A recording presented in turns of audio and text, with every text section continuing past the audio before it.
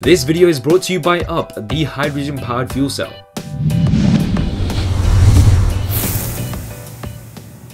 What's up YouTube, Saf here on Super Saf TV and welcome to episode 8 of the Ask Saf Q&A series. In this video we're specifically going to be talking about the S6, the S6 Edge as well as the HTC One M9. All of these devices were announced earlier in the week. I've done lots of preview videos, you've probably seen some of those already. I will be linking those in the description below. Now a lot of you have been asking about my opinions on these devices, early opinions before these devices are in hand. So I have put together some of the questions on my opinions and we'll be discussing those in this video. Now before I start, just a big thank you to everyone for all of your comments of support. I was on Channel 5 News earlier on this week, so that's national television here in the UK, and I had some great feedback from all of you guys. Lots of you were tweeting me screenshots and things, so thank you for all of your support. I will be dropping a link to that video in the description below. Was talking about unboxings, so if you want to see that video, that will be in the description below. But just a big thank you, that really meant a lot. So let's get straight to talking about the S6, S6 Edge and the HTC One M9. I'm going to initially start off with the S6 and the S6 Edge. So what do I like about these devices? So a lot of you have asked about what I actually like about these devices. Firstly, the S6 Edge, I absolutely love the design. Let me just put that straight out there. I think it's something unique, something new, and it's definitely got the wow factor. It's something we've not seen before. So you know, we've seen lots of traditional style smartphones, but having this sort of unique look to the device is something that really appeals to me, and I'm really looking forward to that. The S6 I think looks quite nice as well, but in comparison to the S6 Edge, it just gets completely overshadowed. And what was really interesting as well is at the event, at the Samsung launch event, what they were doing is they were concentrating a lot more on the S6 Edge rather than the S6. It was very much a background device that the S6 was.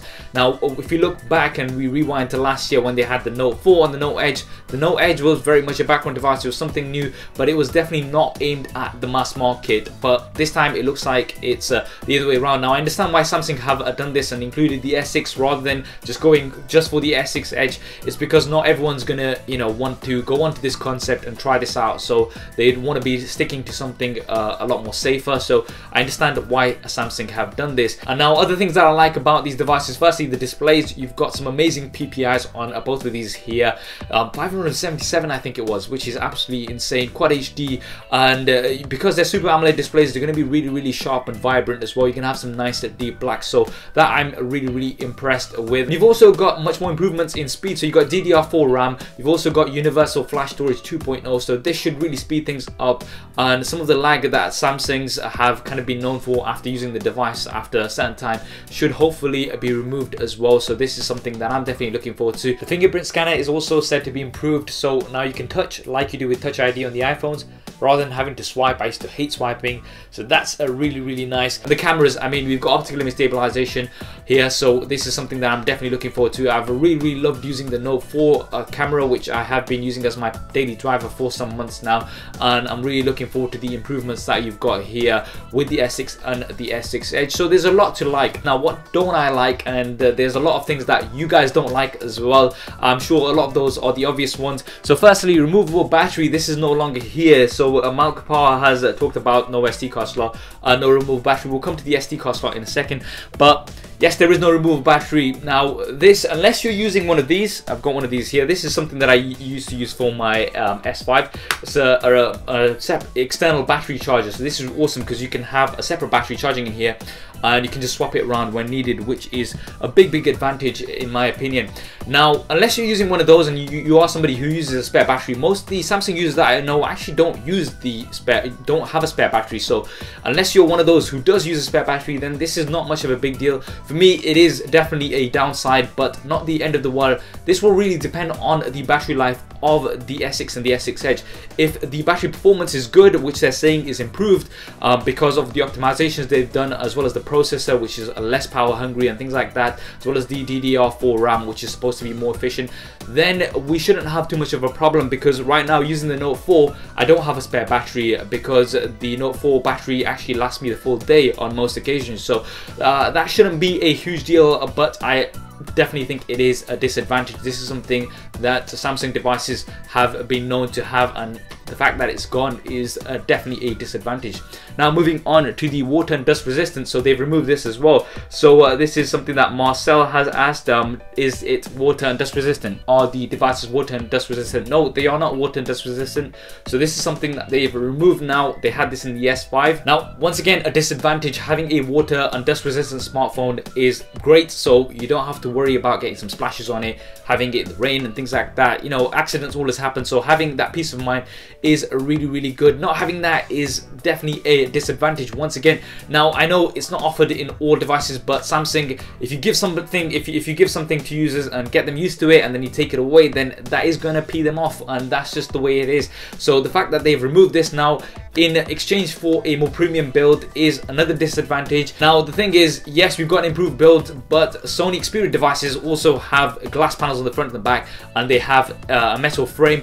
They are still water and dust resistant, so it is possible. It's absolutely possible, and I'm sure if Samsung had done more and spent more time with these, they would have been able to include these. But maybe we'll be seeing this in the S7 and the S7 Edge, I don't know, but we don't have it this time. Once again, another disadvantage. Now moving on to the biggest part. Now this is something that a lot of you have been talking about and complaining about, and we've got lots of comments from here. So we've got one from Dirara as well as Trebin Jack 83. I'm not sure how to, I don't even know how to pronounce that. But firstly, what do I think about them removing the micro SD card slot? Well, obviously, I think that's the biggest disadvantage.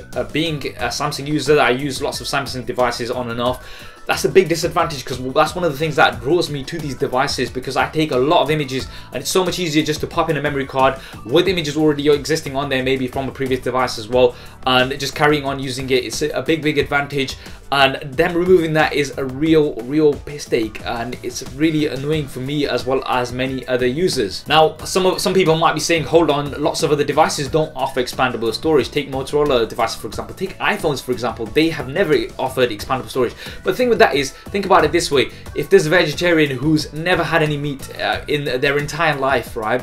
If you ask them, oh, you know, you can't have any meat, they're not going to really be bothered by it, because that's not something they're used to. That's not something they're going to miss because they've not had it. So, you know, iPhone users are not really bothered about that, because this is something that they've been used to from day one. With Samsung users, take it that you're a carnivore, you're eating meat every single day, and then you're suddenly told, hold on, you can only have vegetarian food. It's gonna piss you off. It's just the way it is. I've used that example because I like food, so that's the best sort of way I can put it across. It is something that's gonna really, you know, pee a lot of users off, and they're gonna maybe even shift on to something like the HTC One M9, which we'll be talking about a little bit later. So this is definitely a big disadvantage, especially for me. So why do I think they've done this? Now, don't get me wrong, this is not me defending them in any way, but these are a few of the reasons why I think they may have done this. I think the main reason is speed, because writing to a smartphone's memory directly is going to be faster, no doubt, than writing to an external memory source. So read and write speeds are going to be faster on the internal storage. Now they've also got universal flash storage 2.0, which is going to speed things up even further. So I think this is another reason why they have not included the expandable storage. Now Samsung devices are also known to lag over time because of many reasons, but one of the things that you'll notice lag on definitely is when you open the gallery. Now even on my Note 4, when I open the gallery, because I've got like thousands of images, it's going to take time to load all of them up, because it's reading them from the memory card rather than directly from the flash storage on the device. So this is something that again causes lag. Not everyone uses fast memory cards as well. So if you're getting a micro SD card, some people will just go and buy that. They're not going to really look at the read and write speeds. They're just going to go ahead and buy the cheapest one probably. And again, that is going to cause some lag. This is also one of the reasons why many apps can't be installed on the memory card, or part of them can't be installed on memory cards. They have to be on the storage because they need that quick access. So I have no doubt that removing the memory card slot is going to speed up the device in the long term, and I think that's one of the reasons why Samsung have done this. Should they have done this? Should they have not done this? I don't know. Is it going to take lots of users off? Yes, it's going to put a lot of users off. It's definitely a disadvantage, but that's the reasons why I think they've done this. Before we move on, just a quick thanks to our sponsor. This video is brought to you by Up, the hydrogen-powered fuel cell. Up gives you instant power for your USB devices using eco-friendly hydrogen energy, and along with the Up app, you can easily keep track of your power and find an exchange point when needed. You can pick up an Up power pack from an Apple store or directly from the Up website, and and you can also use the voucher code SUPERSAF to get £50 off. A link and all the details will be in the description below. Now moving on to the HTC One M9. So my thoughts on this, so we've got some questions. So we've got Patrick who's talking about the design, as well as Aftab Hussein. Now, okay, the HTC One M9, to summarize my thoughts, the design of the HTC One M8 was brilliant. So it looks like HTC have gone for a it's not broken, let's not fix it sort of an approach, which is fair enough because the HTC One M8 was an amazing looking smartphone. So I understand why they've done this, but does it have the wow factor? I don't think it has the wow factor now, because we've got something like the S6 Edge, which really stands out. With this, it looks very much like the M8. If you put them side by side, a lot of people won't even be able to tell the difference other than the camera module. They look very similar, so there's nothing really new here. Now they have taken on board some of the disadvantages that they had. So now they've got a 20 megapixel camera, which I am really positive to see, because the ultra pixels didn't really work for me. I mean, for me, I take a lot of images. Yes, low light images are great, but you know, that's a very low resolution. So they've gone more mainstream. They've got the ultra pixel camera at the front now, which again makes sense, but you've not got optical image stabilization. So for me, this is a disadvantage. I mean, you've got, you know, Note 4, you've got the iPhone 6 Plus, S6, S6 Edge all have optical image stabilization. Some of the LG devices also have optical image stabilization. So HTC, to me, it looks like they're playing catch up here in the camera area, because they've been on the ultra pixels. So, you know, this is something that we're gonna have to see what the quality is produced. From early reports, they are not looking too positive. Now we still have the boom sound speakers, so that's a positive. There's still the 1080p screen. So, you know, overall, I think the HTC One M9 is going to be a great smartphone, but in my opinion, it's not going to stand out as much. And I think this is something that HTC really needs to do. It's somewhat of an HTC M8s, shall we say, because it's just got incremental updates rather than something drastically new or something drastically different now. Although that's going to be fine for a lot of users, I don't think it's going to make it stand out as much as it could have. So that was a quick summary of my thoughts of the devices. Now what I also did is I did a bit of a poll on my social media to ask you guys what you thought. So there's a bit of a, you know, I feel like I'm going to be doing a reveal like in Family Fortunes, where we asked 100 people to name which device they would go for. Our survey said, anybody remember that? Anybody? If you've not watched Family Fortune, then you're going to think I'm an absolute idiot, but anyway, so the results were quite interesting. The S6 Edge came up on top, followed by the S6, followed by the HTC One M9. Now, I think this once again comes back to the fact that with the HTC One M9, there's nothing drastically different. So I think that's probably one of the reasons why it's not stood out that much for a lot of people. So this is really interesting. Now, to sum up in terms of my thoughts, what do I think and which device would I go for? So a lot of you have asked this, just to mention a few of you: Farash, Sakib, as well as Saifullah, as well as Matej. So I think that's how you say it. But anyway, so a lot of you have asked which device will I pick and which device will I be using as my daily driver. At this early stage, obviously, I'm going to be trying those out hands-on and seeing which one works for me best. At this point in time, what's standing out for me the most is the S6 Edge. I'm looking forward to testing out something different. I have to give it to Samsung for trying something new and being brave enough to try something as new as the S6 Edge. It's nothing like we've seen before. We've not seen anything like it before, and that really appeals to me, and I just think it looks very slick. Now, if there was just the S6 and the HTC One M9, then, you know, I would have been a bit torn between which to go for, but right now my eyes are on the S6 Edge. The M9 I will also definitely test out. I'm looking forward to definitely checking out that camera to see if it actually performs well or not, so definitely will be checking that out. The S6 I think is a nice improvement, but if they only had the S6 with the lack of the removable battery, the expandable storage, and no water and dust resistant, these are things that people have been used to, then I think that would have been quite negative for them. But because we've got the S6 Edge, I think that's the savior for Samsung. And my prediction, early prediction right now, is you can check this video in about a year's time and see if I'm right. The S6 Edge is going to be the most popular from them, then the S6 and the HTC One M9. I think HTC have not done enough to stand out. Now, they, as I said, they must have done enough for a lot of users out there, and I'm sure it's going to be a great device for a lot of people. But if you somebody with the M8, I don't really think there's much there to upgrade to the M9. You probably want to, you know, wait till the M10 or whatever they're going to be calling. the next HTC. There's not enough there to change, whereas if you're an S5 user, then there is quite a bit here to change. So this is definitely interesting. What are your views on all of these devices? Do drop me a comment below and let me know your thoughts. I hope you enjoyed this video and found it useful. If you did, then please do hit that thumbs up button for me. It really does help me out. We've only got these devices a few weeks away now, and I will be having hands-on reviews of all three with camera comparisons. I know a lot of you like those camera comparisons, so if you haven't already, then be sure to subscribe to the channel. Thanks for watching. This is Saf on Super Saf TV, and I'll see you next time.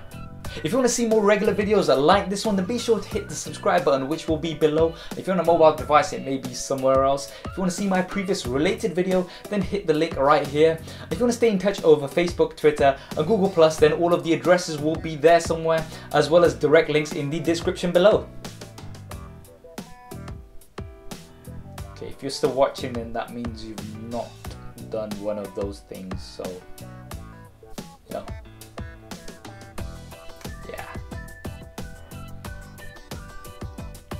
Anyway, I'm just gonna go downstairs. See. Okay, there isn't really a downstairs. Anyway, so yeah.